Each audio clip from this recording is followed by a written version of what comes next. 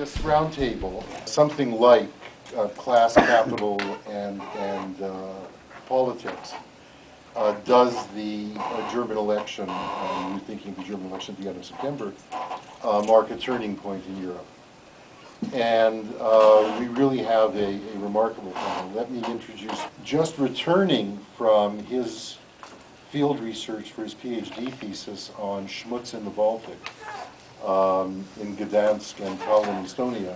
Frederick Peters was in Germany at the time of the election as an election observer for the DAD, and he's going to open up with an intro on election night and election outcome. Thank you all for coming. I'm going to whip off something I banged out the day after the election to try to keep it spontaneous and set the scene. The photographs here, most of them are mine. Some of them I had to grab from the web just to illustrate a little bit. But I wanted to give you a sense of this thing. I was an elections observer, of all things, not OECD style, but more a German academic exchange service, and it was very, very interesting. I got into all sorts of interesting doors. I got to speak to all sorts of interesting people. Never seen anything quite like it. Berlin for a week, living in Charlottenburg. Wow. So, this is the day after the election. I'm going to bang it out here and read it for you. Reports of numbers came in fast, and results were known within hours of the polls closing. Indeed, the Monday edition of the conservative Berliner Morgenpost came out election night. By 8:15, there was a stack of them at the headquarters of the Bundeszentrale für politische Bildung, the German Centrum for Political Education, which is a federal bureau. Propaganda minister, exactly. They were holding a very elegant little party, and the second biggest station, ZDF, was broadcasting it live. Headline at 8:15, Black Gold wins. Already half an hour earlier, I saw Steinmeier and Müntefering, the two heads of the SPD, broadcasting, looking miserable. You'll see the pictures in a second. A bitter day for German social democracy was Steinmeier's take. 10% they lost that day. Results not even twice that of the strange coupling, I will say, of SPD upstarts, so a fraction of the Social Democrats, and basically commies, we'll just call it to keep it simple, and that's for you, the left party. Bitter rang true. The look on both the SPD heads was clear. The harsh reality of it was that not only was going to be black and yellow leading, but that Westerwelle was going to be the foreign minister. Everyone was bitter. The black-yellow coalition was going to be hard, and I think will be hard, although it's just about to start. One 31-year-old Saxon I met and spoke to at great length because I couldn't understand most of what he was saying. He kept referring to the core voters of the left party in the Neue Bundesländer, he kept saying, because he didn't want to say Osten.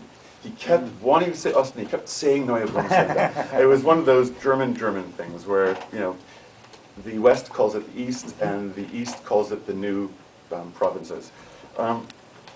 The SED, well, the left party and its communist edge is something that seems to be on the lips of people, although I've been looking at the federal agency that monitors right and left extremism, and they claim that really only 1% of the left party is actually the communist fraction. And yet, out of these 71,000 members, 8,500 are potentially dangerous. Federal agency. It's tricky for the left. I think they should have celebrated. They don't seem to have felt that. The big story in the Berliner Zeitung the day after the election was about how voters in 2009 compared to voters in 2005, the last election. In the East, those who used to vote for the Social Democrats basically stopped voting. In the West, those who used to vote for the Social Democrats, they switched their vote 6% to the Greens, 3% to the Left Party, 2% to the Liberals, who now make up the coalition partner. The other story that I think needs to be pointed out, for however depressed everyone was at the Kulturbrauerei in Prenzlauer Berg, that left party, the CDU has never done so badly in this election. Worst results in 60 years. Lafontaine seemed subdued at the time. He he hit hard, but he, as a charmer that he is, he managed to pull the crowd out, yet remain subdued. The SPD could use someone like him. The big story there is the telenovela breakup of two men, or a man and a party, and how sad it all is. I met a man who runs a foundation who said to me, in Charlottenburg, who said to me, it doesn't matter so much who actually runs this country, because we advise them. And when I was complaining about all this to my cousin, he says, we live in a Verwaltungsdiktatur. We live in an administration dictatorship, which ends up, he's a businessman. He's not a political scientist, but he ends up reflecting a whole body of literature in comparative politics that says the same. And so I hand over the floor to someone who's going to make sense of what was perhaps the most boring election ever humanly possible that I lived in Charlottenburg for and was wined and dined, and I'm grateful that I can tell you all about it. Thank you.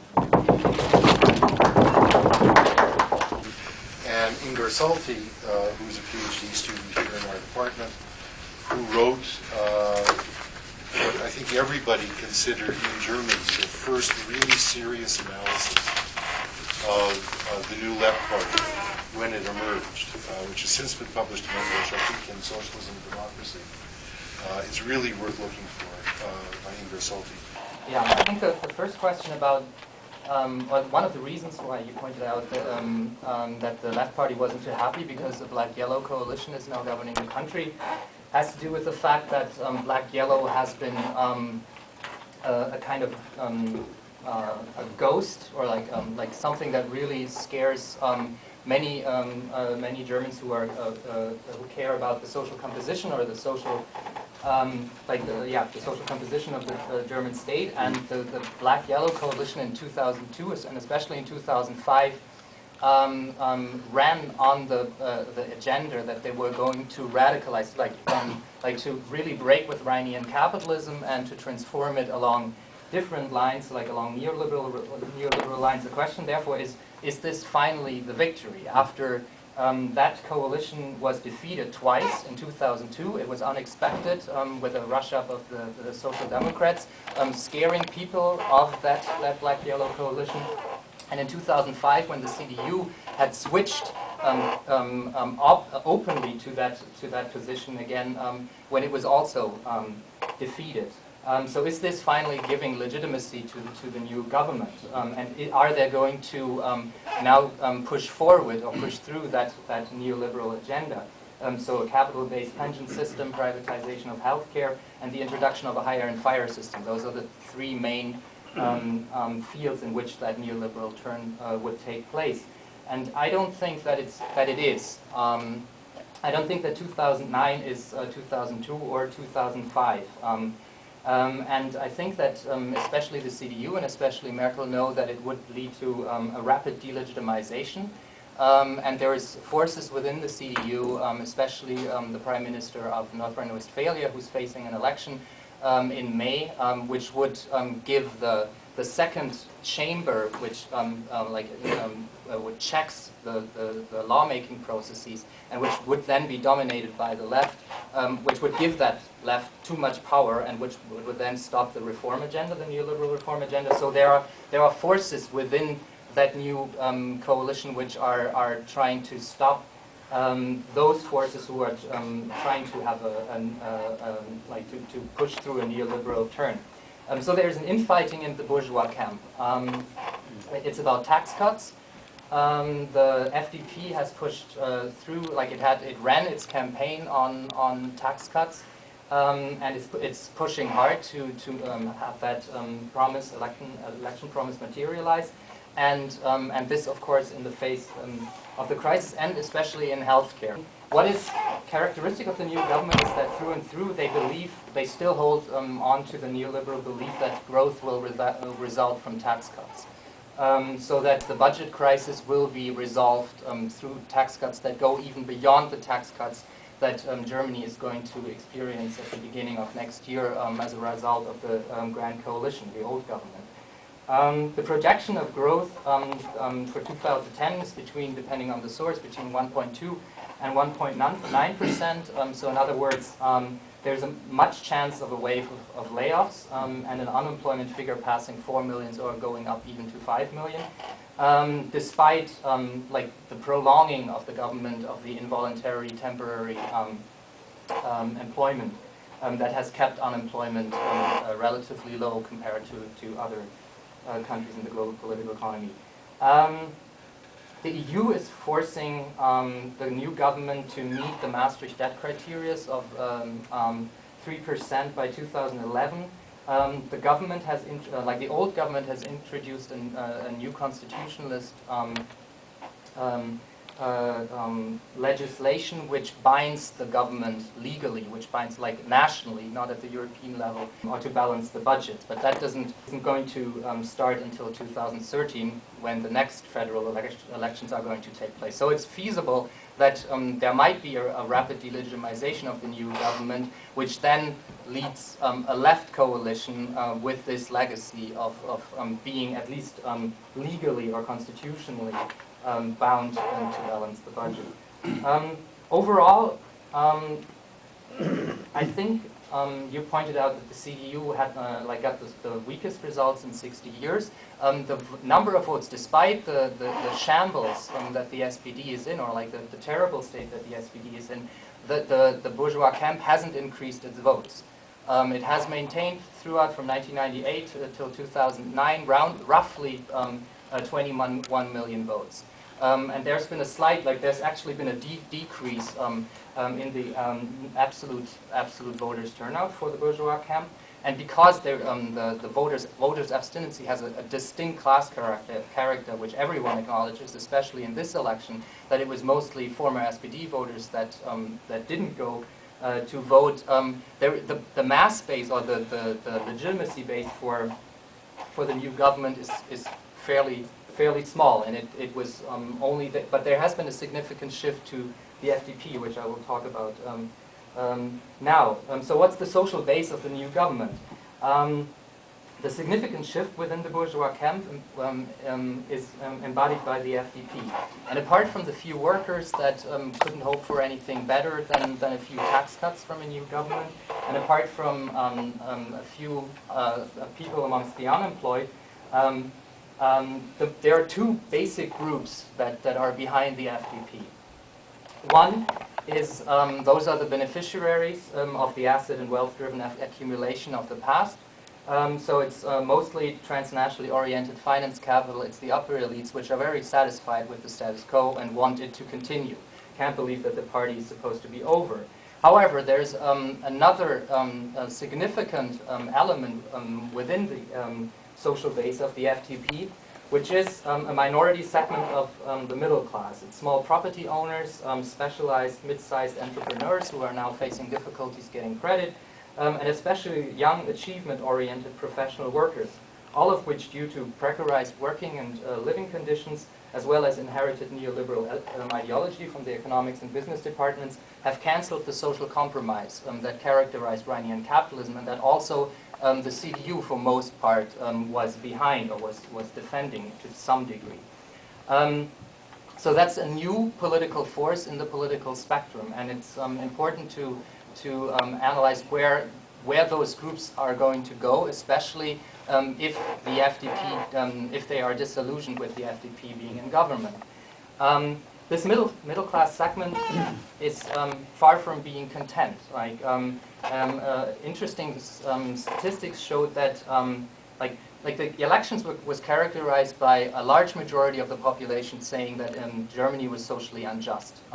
There's huge dissatisfaction. However, that declaration of Germany as being socially unjust is not necessarily always a left-wing one. So this segment of the middle class, characterized, many of the FDP voters characterized Germany as being socially unjust.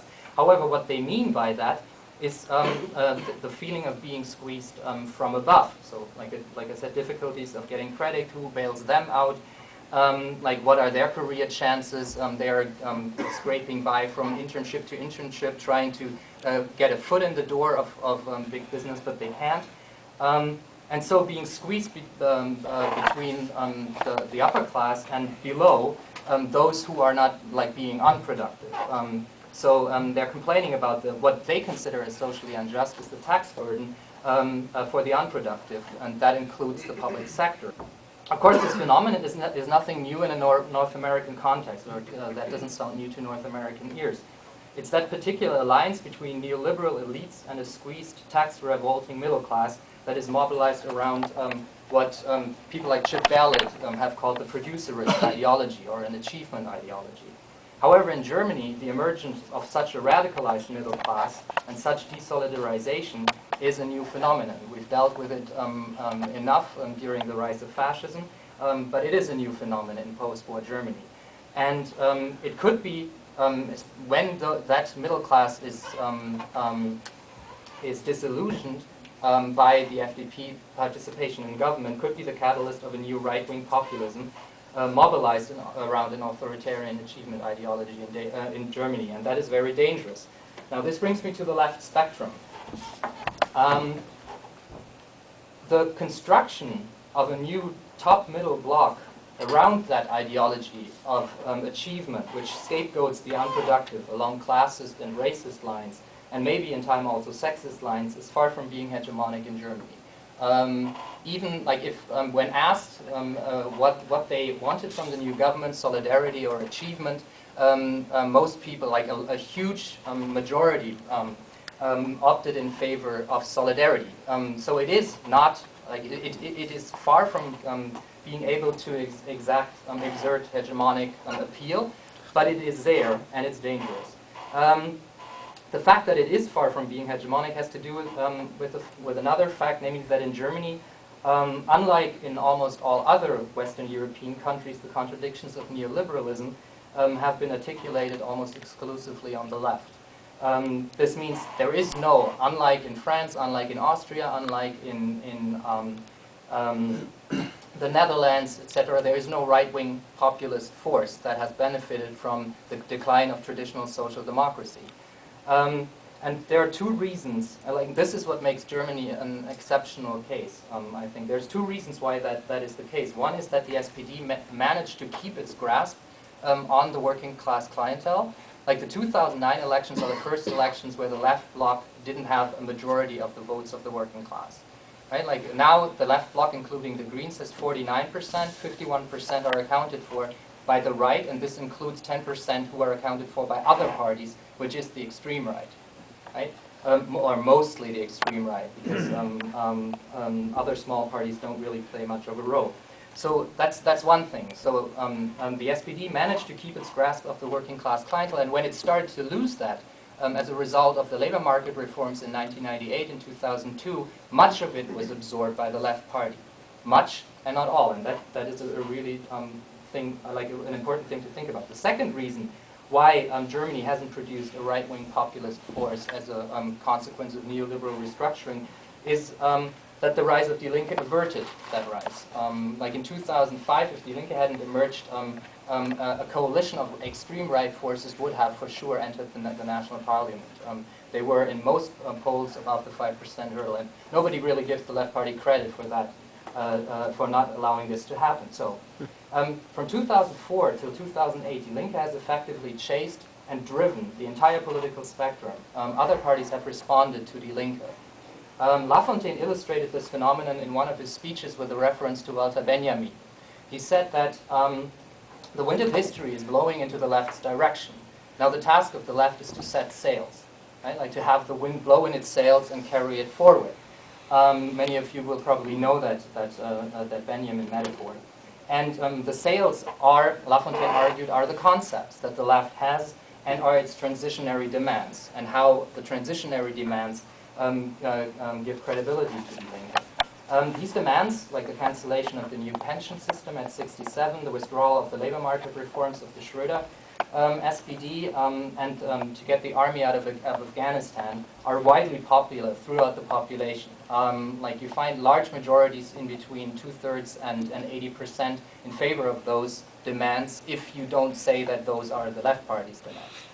Right? So which has really shaken up the bourgeoisie, because they know the expansionary potentials of Die Linke if it remains credible, like if it manages to increase its credibility in the West. the political spectrum, despite what the new government suggests, has shifted significantly to the left. But that doesn't mean that there's, so that means that there are opportunities, but it doesn't mean that there aren't risks. And the risks are substantial, I think. So Die Linke. I think there's two lessons to be learned from the elections. One is that the westward expansion was successful. Die Linke has, in between, after it was founded, or after it won or was successful in the national elections and federal elections of 2005, it increasingly also at the regional and the state level in the West gained access to parliament, cleared the 5% hurdle, which you have to, what you have to do to get representation in parliament. In the 2009 elections, as when in 2005, the Die Linke only got more than 5% in roughly a third of the counties in the West. This means that left politicians will be in local administrations all over the West, from election to election to election. This causes many problems for Die Linke, like the development as a party, problems of institutionalization, which I'm not going to touch upon, but which we should keep in mind. So the westward expansion was successful. The second lesson for Die Linke is that it has successfully integrated the working class and especially organized labor. Like the share of the vote of the workers jumped from I think it from 8 to 14%, and amongst unionized workers from 8 to 17%. There are many studies, one by the Deutsche Institut für Wirtschaftsforschung, the German Institute for Economic Research, that show long-term loyalties towards Die Linke. So like the opposition to the labor market reforms has really paid off, and like this process of integrating itself amongst the West German working class clientele is probably unstoppable. So with those two successes, the 2010s are going to be a new chapter in the development of the project of Die Linke. The risks have to do with that new constellation. The SPD is disintegrating at a rapid pace. It has lost 10 million voters from 1998 till 2009. So half of its voters. It lost 2/5 of its membership, from roughly 900,000 or 800 something thousand to 500,000. So it's disintegrating at a rapid pace. A significant share of SPD voters did not go to vote.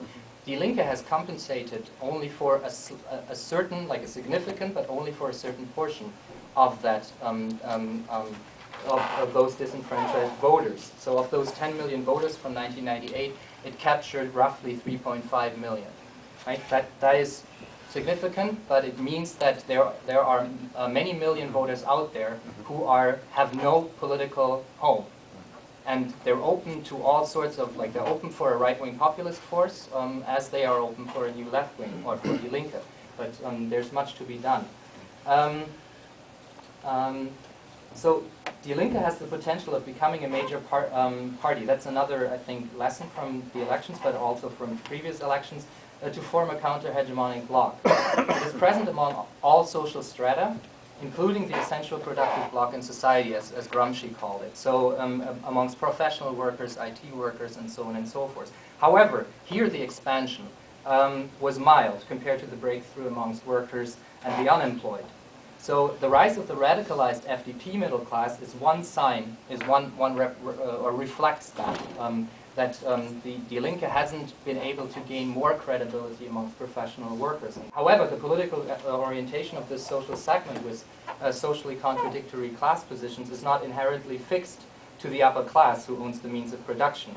And which is also, as the outrage against the bank bailouts showed, can be target of the producerist ideology.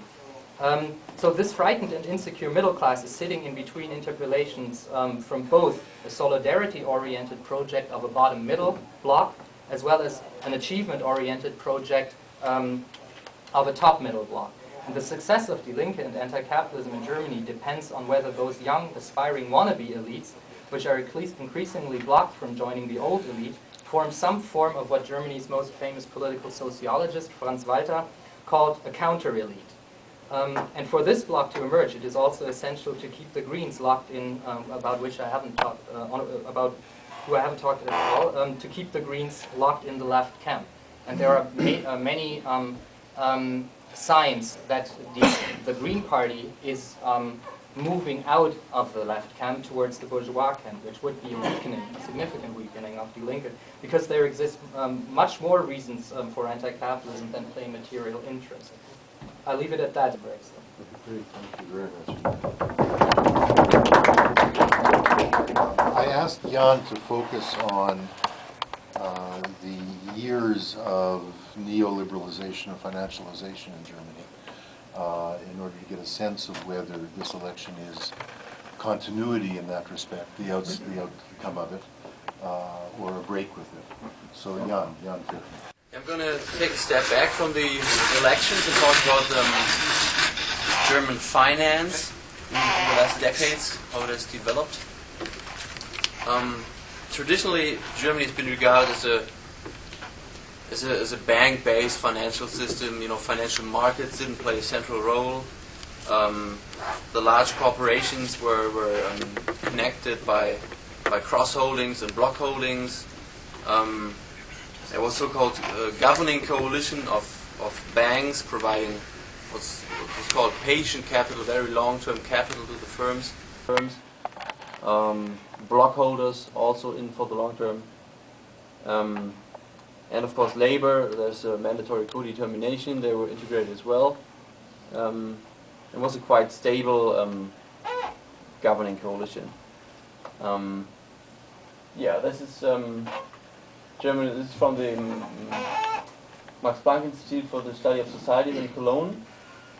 And basically it shows the cross-holdings of the largest corporations in Germany in 1996. And without going into the details, you see it's a very, it's a cross-connected network which shields the companies from influence from the outside. At the core, obviously, is the finance, Deutsche Bank, Allianz, the big banks and insurance companies. And of course, this provided the stability which was needed for kind of, like most companies had very long-term strategies. They didn't care too much about maximizing shareholder value in the short term, but they were more like about stability and gaining market share. And so it was a different system than the Anglo-American countries. Especially important is reform made by the SPD and the Greens. It's especially interesting. That made the sale of block holdings exempt from tax,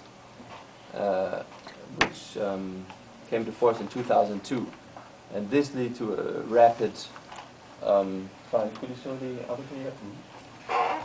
Because already in 2000 you can see the network has become, very slim. And nowadays it's completely gone. Like all the, it started with the Deutsche Bank, the most important bank in Germany. They moved to investment banking and this kind of fee-based services, and all their block holdings, they were counterproductive. But there were also outside factors, especially Anglo-American ones. The large rating agencies played their part. Because before, companies relied on their own, or the banks, their own evaluations of the company. And now more and more the rating agencies became important in that regard. Also the accounting standards shifted. The traditional German accounting standards were very much tailored to the need of the bank, so the companies were able to create some hidden reserves and for times of crisis, and also very much catered towards stability and long-term issues. And this changed as well, contributing to more like a short-term focus of the companies.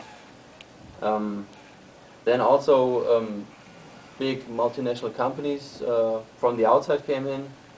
Most famous case is when Vodafone of the UK made the really big hostile takeover of the German company Mannesmann. And so companies became aware that they don't have block holders and all the shares are dispersed, and there is a danger of a hostile takeover. So this again leads to more focus on short-term shareholder value. Offshore, they are most of them are in the US and the UK. And if you take a look at the location, the actual location where the managers work, about 90% of all the hedge fund managers work in the US and in the UK. And if you further pin it down to just 2 cities, I think it was 2/3 of all the hedge fund managers either work in New York or London. So it's only basically 2 cities for the hedge fund industry. I think preliminary conclusion would be that there is some kind of disciplinary power of hedge funds over corporations in Germany. And so coming back to the elections, have there been a turning point in regards to German finance? I think probably not. The trend is, I think, more or less constant in the last 2 decades of liberalization, deregulation, first by the conservatives, but then also by the Social Democrats together with the Greens. And I think this election will, maybe in small details, will increase this ongoing trend. But as you pointed out as well, there are strong forces which are against a very, fast liberalization. And also in the CDU, there's a small and medium-sized companies, which are the kind of backbone of the German economy. They're pretty strong there, and I think a too fast or too radical liberalization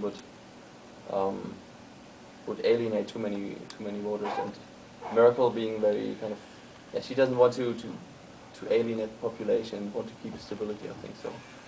Preliminary conclusion would be that it's more like a continuation of the trend that's been going on for the last 2 decades. Great, thank you. He's also director of the City Institute and professor of environmental studies. And for those of you in poli-sci who don't know that he's in the political science graduate program, you should be using him on your committees. Roger Keil, who's... Thank you for even considering to have me speak. This is not my field. I have never done any work on party politics, elections, and if anything, it would be American elections, which is my background. American politics, not German politics, but I'll give it a try. And I'll give it a try from 2 perspectives, and one of them is one advantage I have over everybody else in this panel, which is age. So I can look farther beyond 20 years back, and I'm going to use this to the utmost today. This is the election results of all the elections, not all, a couple missing, and of course there's the fall of the wall. And of course this is all a very different world, and I'm not saying everything remains the same.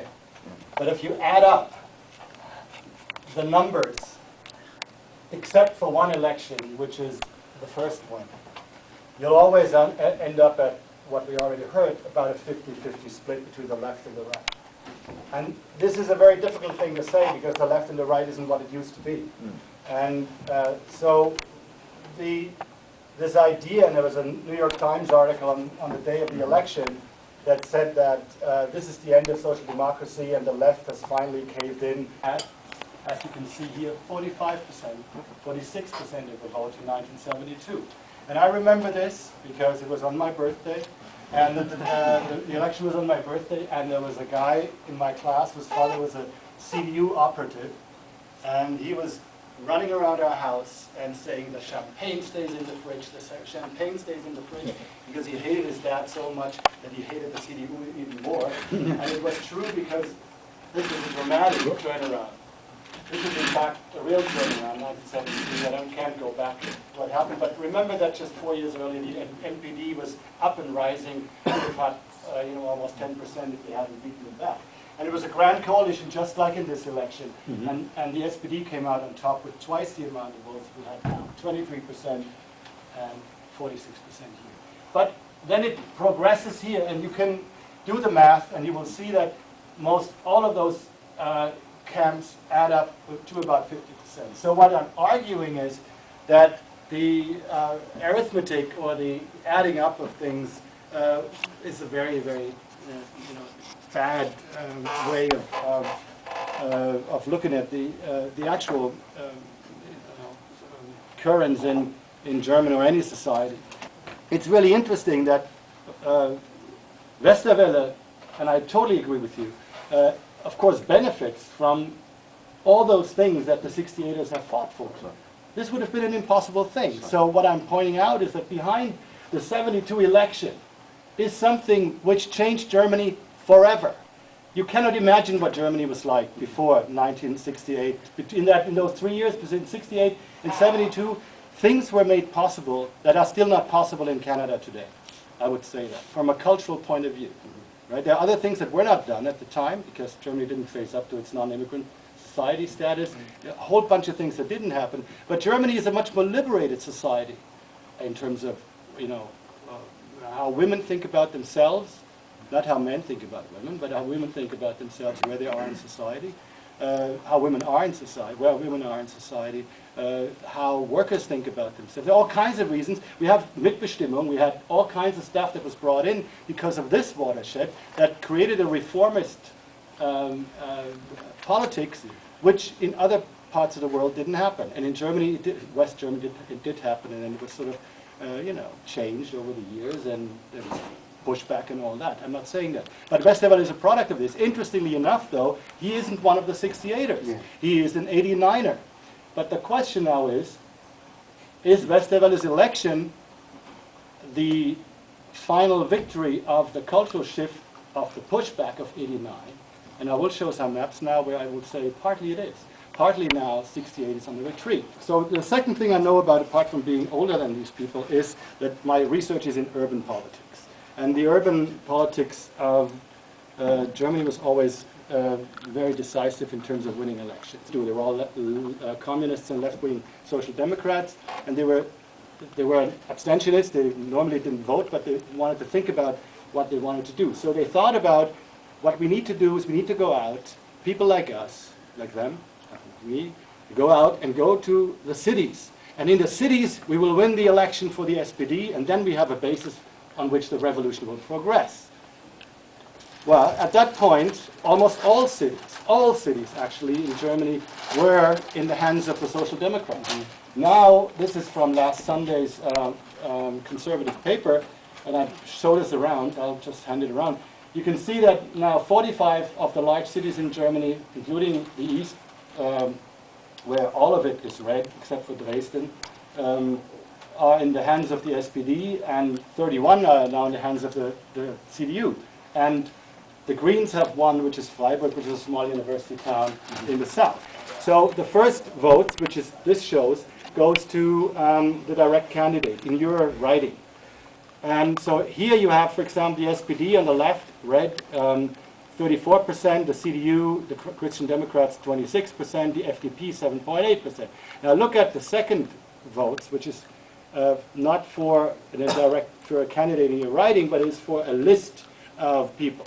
And so 50% of roughly 50% of the delegates go in through these lists, party lists. Here you have some tactical power. And in 1972, a lot of people voted for SPD in the first, and a lot of people voted for the FDP in the second, so that they could form a social liberal coalition. And this strategic voting has been going on ever since, and it has decided elections. Now look at this. Yes, the FDP has 7.8% in the first votes, because it's a loss. It's like giving your vote away. But in the second, you have 11%. Right? And a lot of it, my friends tell me who live there, say that it has to do with here, with the Hafen City and new gentrifying developments in Hamburg, where exactly those kinds of people live that Frederick described, with the pink ties and the dotted shirts, who work in the stock exchange, in the advertising industry, and so on, which shows exactly what you said about the remarkable change in the non-existence of the Linke, the left-wing party, a few years ago in the West. And now the difference between the East and the West has actually dropped. And he can show this in this very interesting way of digitizing it. And so if anybody is interested in visualized information, this is a really fantastic software to use. So this is what urban studies people do. I didn't say anything about the financial crisis, but at least that way, it made some sense to me. Thank you.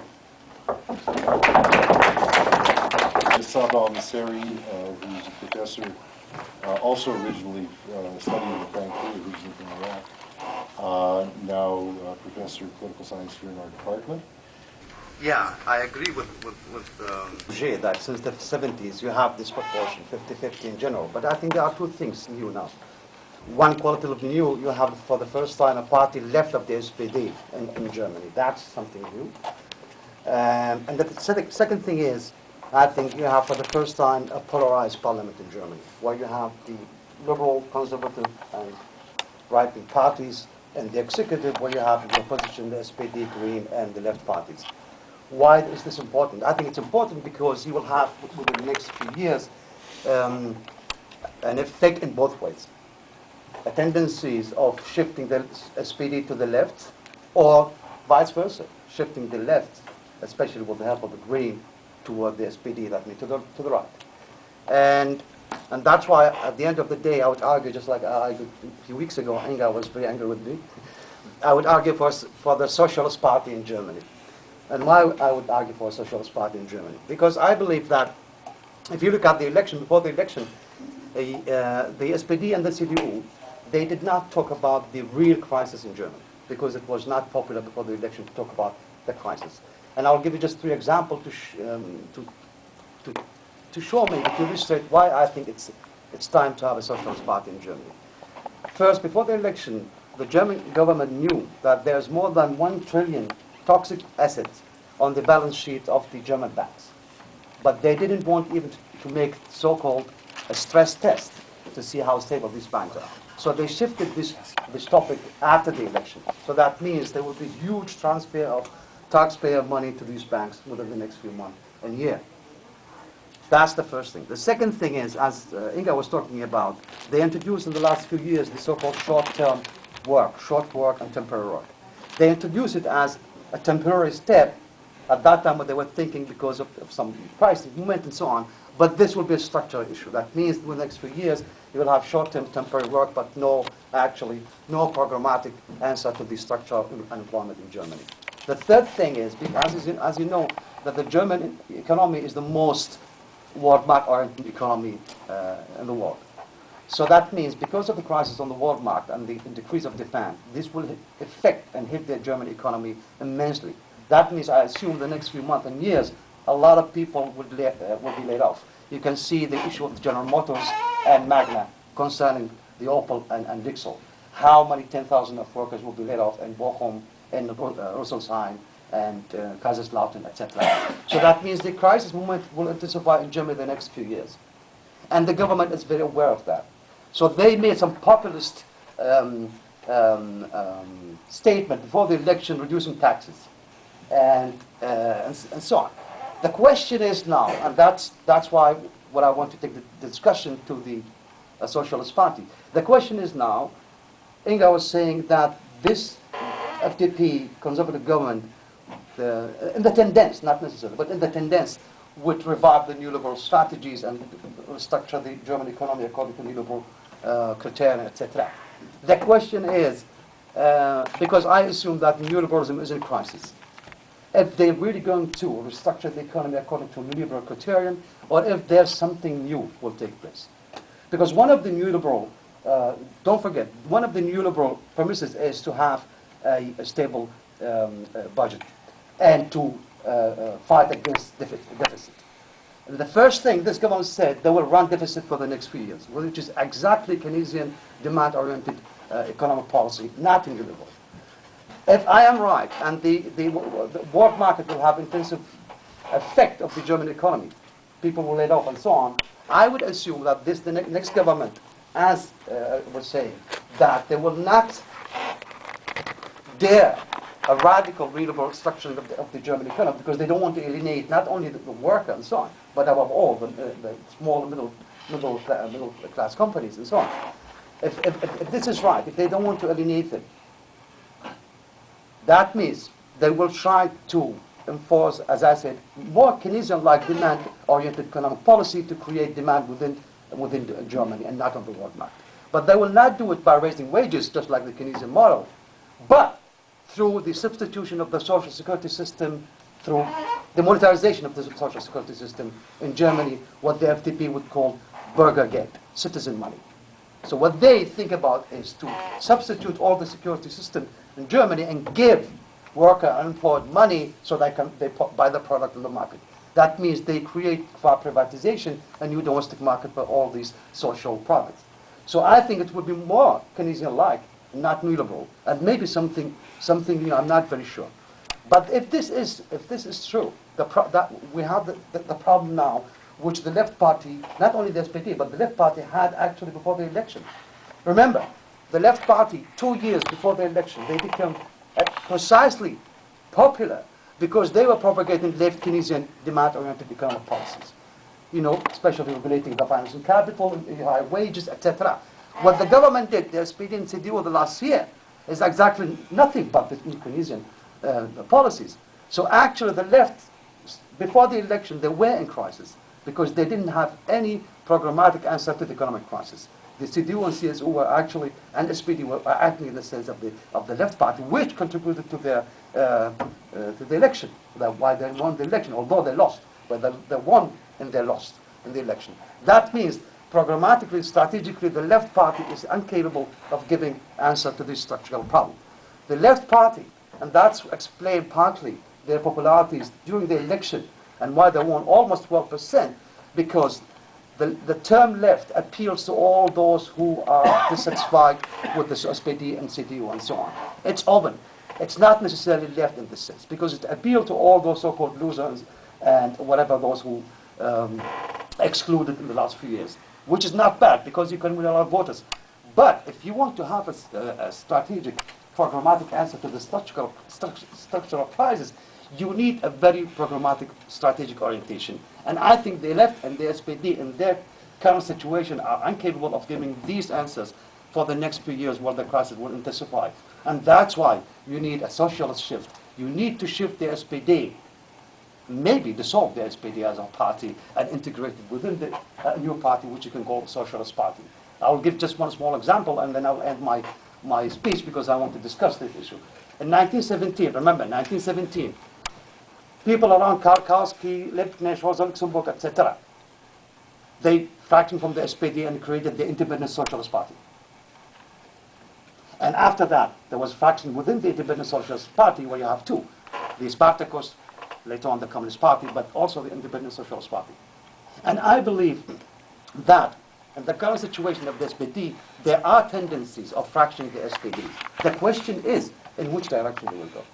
And I think if the left will not articulate a very clear socialist program to incorporate these alienated SPDs, then they will end up in the SPD party, just like the Independent Socialist Party in 1924 went back to the SPD.